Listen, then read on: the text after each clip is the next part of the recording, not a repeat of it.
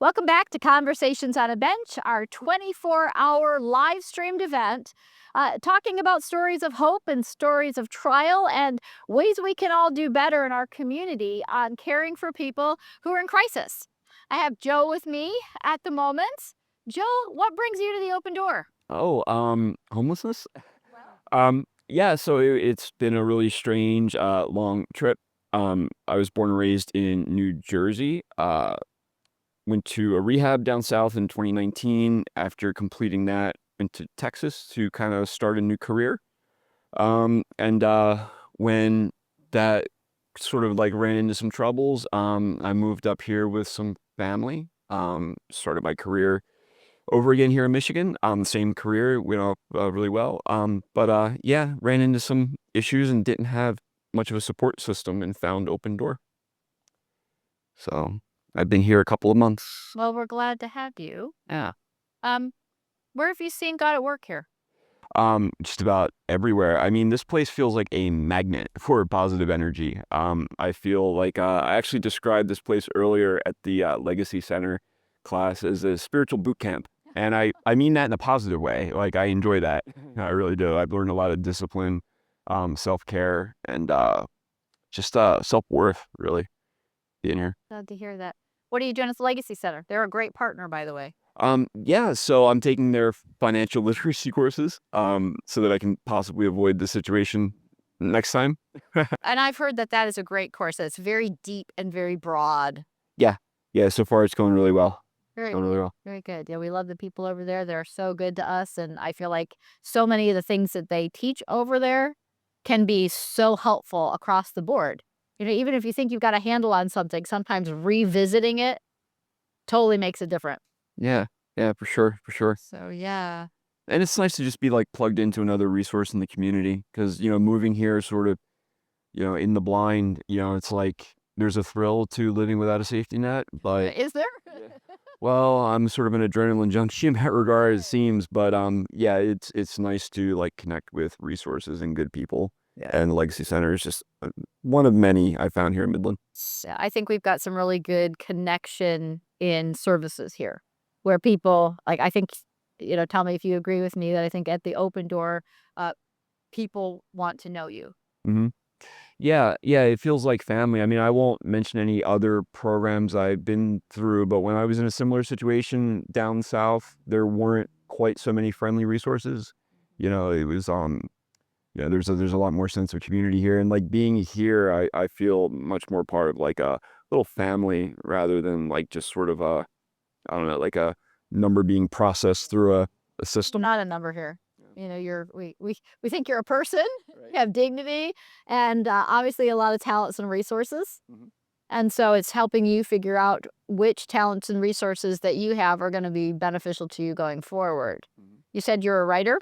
Yeah, I'm a published writer, amongst other things, musician, IT specialist. That's how I earn my money in IT because I like to feel I work a respectable job, but I write and play music, as a lifestyle. That's kind of cool. Yeah, it's a lifelong pursuit. What instruments do you play? Guitar, mandolin, some keyboards, enough to write a song or two, but That's pretty you cool. know, How'd you learn to play the mandolin? just picked it up. I had been 2 or 3 years into playing guitar, self-taught. And by the time I was 16, I was in a band in high school. And I grabbed a mandolin one day at a flea market and just learned that too. Yeah. How long did you spend in New Jersey? Because you sound New Jersey. So I was born there in 78, and so I went to the South for substance abuse treatment in 2019. So 42. I was 42 when I left the Northeast. So a pretty good long time. Yeah. I say that because I've got some family on the eastern seaboard and Okay. What parts? well, Maryland mostly, but like my aunt came from up in the Connecticut area, so similar sounding ways of saying things, you Yeah, know. for sure. So I won't call it an accent because it's not like a Texas accent, right? Right, But it right. is just a way of saying things. Mhm. So very cool. Um, So, what do you feel like as far as impact goes? Do you think the open door is making an impact on people, Yeah. making an impact on the way the city sees people? Uh, I can't speak for the city because I'm sort of new here and I don't get around too much, but I know that, I mean, the people I do speak to, when I mention that this is where I'm at, they all say, "Okay, that's where you need to be." You know, it was, so I came here, like I mentioned, I'm an IT contractor, and I was on a 2-month medical leave of unpaid absence from work when I came here, Mhm. having lost my previous housing just due to some weird circumstances. And everyone from my therapist to my employer to everyone said, "Oh, that's perfect. That's where you need to be," you know. And I found that, yeah, it's great. Like I've been able to weather a lot of personal and professional storms because of the support I get here. Well, that's what we wanna do. Yeah. And make sure that we can be that, footing for you and that hand up because, again, we know people have resources. You have lots of assets and lots of resources, and they may not right now be monetary or, housing, but there are so many things that you have and that you can do and that you are as a person, Mhm. and we wanna see you flourish. And I think that you're starting off, right? I mean, yeah, Yeah. it's launching in that direction, right? Yeah, and, you know, like, those places, like, I was really sort of, in the beginning, it was like, you know, the rules, the curfew, like, Sure. the things like that, like, they can be kind of, but, like, they taught me a lot of discipline. Like, I find myself, like, studying more in my time off, engaged more in personal pursuits, just sort of, like, up early, you know, productive, and it's, like, you know, teaching me a lot of the stuff maybe I kinda, like, missed out, you know, early on when maybe somebody should have taught me, but, you know, Huh. didn't, hence the winding road I took to get here. Sure. Well, I think nobody's life is a straight line, right?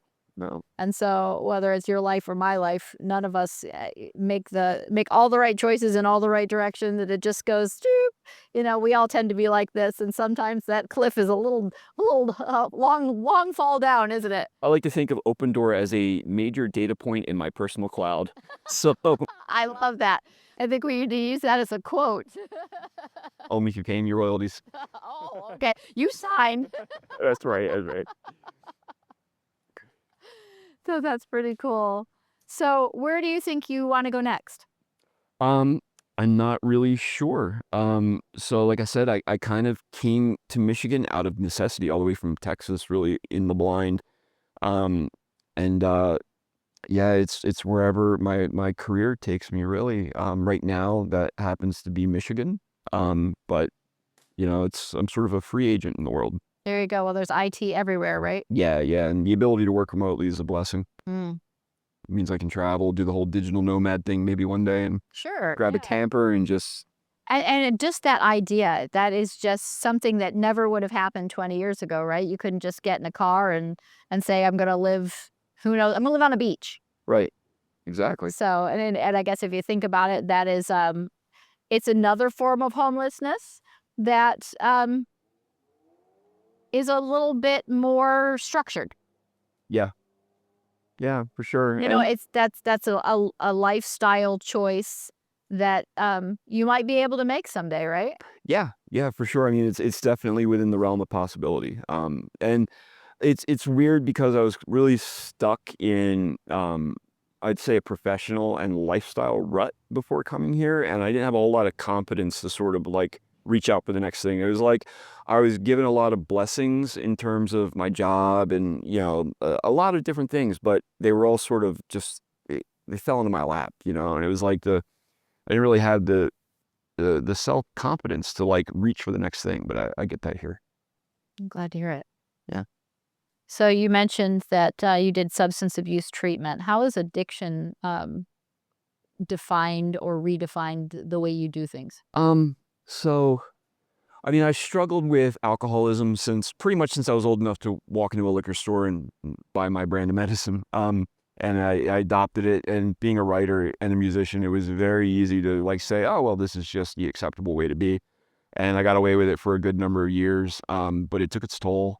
It definitely took its toll, you know, and it took 2 trips to treatment, I'll be honest. Again, life is not a straight line, is it? Yeah, and I mean, like, coincidentally, in 2011, I began collecting disability, and, in 2022, after 3 years of sobriety, that was when I started my IT career voluntarily. I said, you know, "I'll go back to work full time," and, it's been taken off, and, like, for me, like, the mantra that's, like, kind of like resonated through all my recovery is to like build the life I don't want to relapse from. You know, I steal that from the Smart Recovery podcast. So But that's a really good way to put it, isn't it? yeah, and it was like that was the thing, like of all the recovery tricks and tips, and there's a great number of them out there, and you know they work for different people, different strokes for different folks. But that's the one that it was like, okay, if I create this thing that I don't want to lose, and you know, like I have a reason to keep my eye on the prize.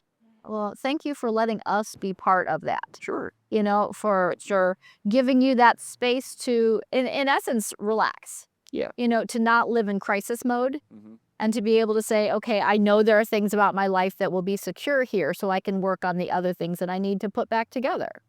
Yep. So thank you for trusting us to help you with that. Yeah. So, and I know that, you know, one of the interactions that you can have here, even with staff and volunteers and that kind of stuff, people that see you and hear you Mhm. and, you know, again, value where you're going. So, you know, I know that John is really great with people Mhm. and he can give it to you straight because he cares about you. Yep. And really be able to put those things together to say, here's what we're looking at. Yeah. Yeah, it was so like since going to treatment in 2019 and like afterwards I did a lot of, in fact almost exclusively it's been sort of like sober living houses and group living situations of like different degrees of you could say luxury and but you know a lot of the places were very much like the inmates running the show, like you know, and the very little oversight and like not a whole lot of structure. And like that's one thing I noticed when I came to Open Door was that there was like a program and there was like you know a like a like a like tiered access to like established resources. It wasn't just sort of, you know, like hodgepodge, a bunch of people just like holing up and, you know, like getting by and, you know, Sure. so yeah, Yes, again, it's that whole idea of flourishing, right? We don't want you to just get by. We want you to flourish. exactly. And, you know, there are certain things that you're going to have to put back together to make that happen. Mhm. And so if we can, you know, be that foundation, give you that hand up to help you get there, that's what we want to do. Yeah. You know, we don't want you to continue to go on the hamster reel of whatever was causing you trouble. You know, we want to see you find that life that you don't want to relapse from. Yep. Yep. Yep. And I'm finding it. That's really cool. Well, I found it. It's getting stronger. I should There you say. go. Yeah. Yeah. So are you still looking for permanent work, or do you have something in the hopper? I have a few things in the hopper. So in addition to the contract that I actually just left, I do have side projects that I'm doing, software projects, some things that are sort of you know, in the embryonic phase, but Sure. I have high hopes for. Good. Yeah. Very good. Well, I appreciate your willingness to come and chat with me. It's really nice to talk to you and hear where you're going and what you're doing. And you know, I wish you the best and hope we run into each other again. It's been very great talking to you. Likewise. Thank you so much for talking to me. So next thing we need is to hear some of your songs. Okay, well, I don't have a guitar, but when I get one, you'll be the first to hear. You'll have to come and see me again. So Sure. thanks so much, Joe. All right. Thank you, sir.